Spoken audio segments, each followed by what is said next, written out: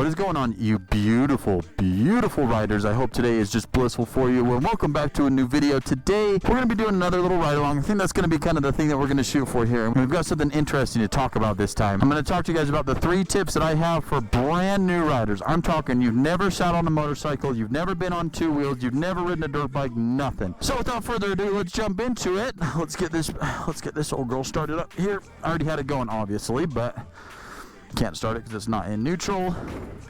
Kickstands down.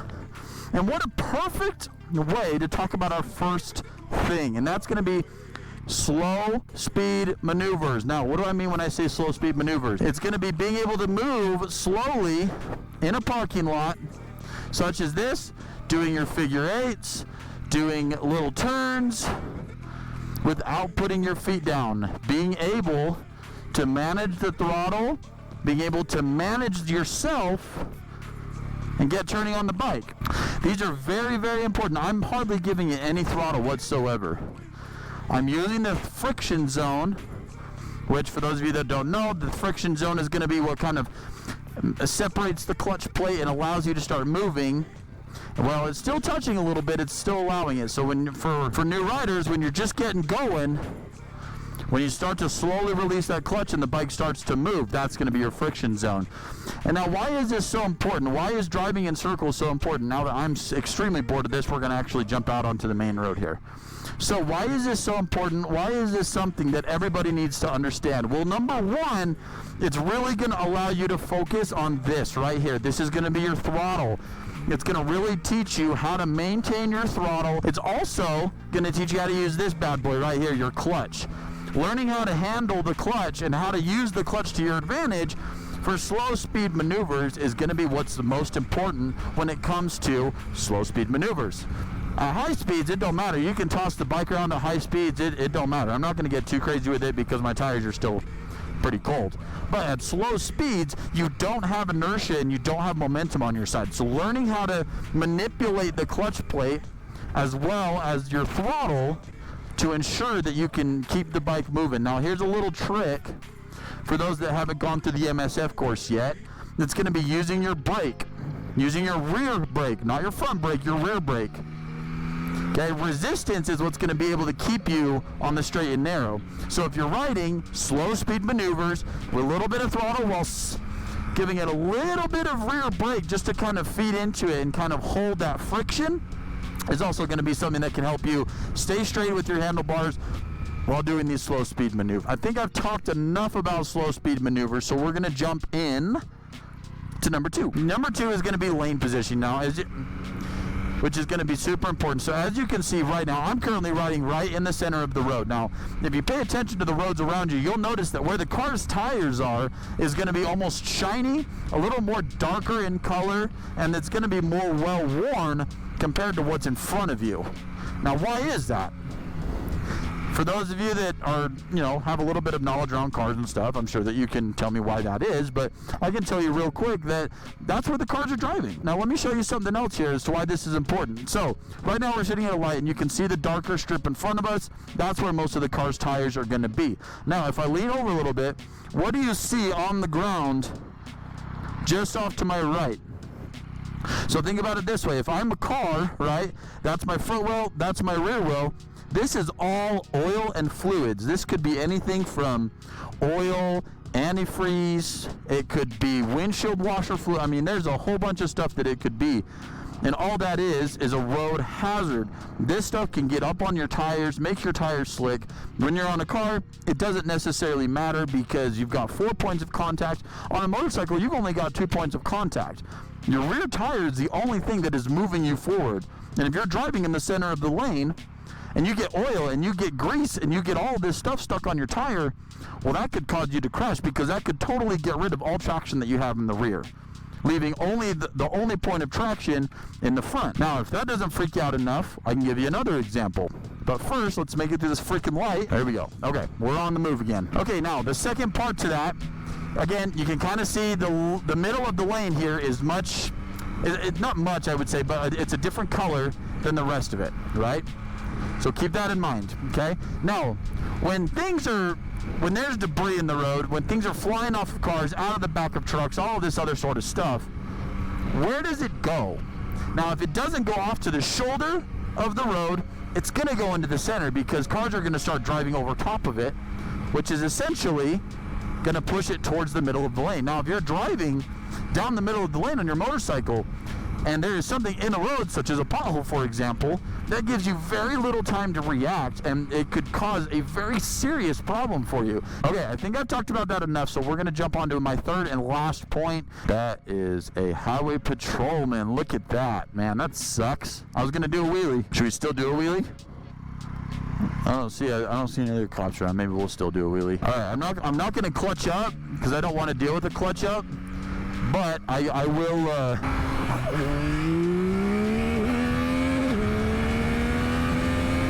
Man, no, the speed limit is 35. That took us forever to get to that point. That was crazy. Anyway, okay. Now number 3 is going to be something that I know for a fact that none of you watching this video have ever heard of. I have watched a ton of videos on beginner tips and tricks for riding motorcycles in all different shapes and forms from all different creators, big and small. And there's one thing that all creators forget to talk about, and that's going to be hand placement. Where exactly you're going to put your hands on your motorcycle. Now, motorcycles are interesting for one reason or another, but there's one thing that's really, really interesting about motorcycles and bicycles for that matter, and that is everything is propelled off of balance. A lot of people will say that they're terrified to ride motorcycles because they have terrible balance, right? Man, it's still pretty windy. Hopefully you guys can hear me. I'm only doing 40. Now, to put this into kind of a perspective that maybe you guys will understand, when you see people walking across a tightrope, do they have their hands penciled right next to their thighs? Are they trying to be as skinny as possible? No, absolutely not. They've got their hands spread out to the side of them. They're trying to, maintain their weight, maintain their balance by holding their arms out to their side. Motorcycling is the same way. If you put all of your weight and all of your body into one and try to be as thin as possible on this motorcycle, you're not going to have a lot of control over it. You're not. It's not going to happen. You need to be as spread out as possible. You want even distribution across your whole bike, across your whole body, in every aspect of the form. So you're probably going, Bliss, shut the hell up, dude. What does this have to do with your hands? What does this have to do with balancing when riding a motorcycle? If you'll notice while I'm riding, and I'll quit being so animated, look where my hands are. Okay? Now, for those of you that may be getting into this or, are still fairly new, you may not see anything that's different with my hands compared to yours. But look at where my hand is placed on my throttle. Is it pushed all the way in as close as I can to this section right here? No, it's not.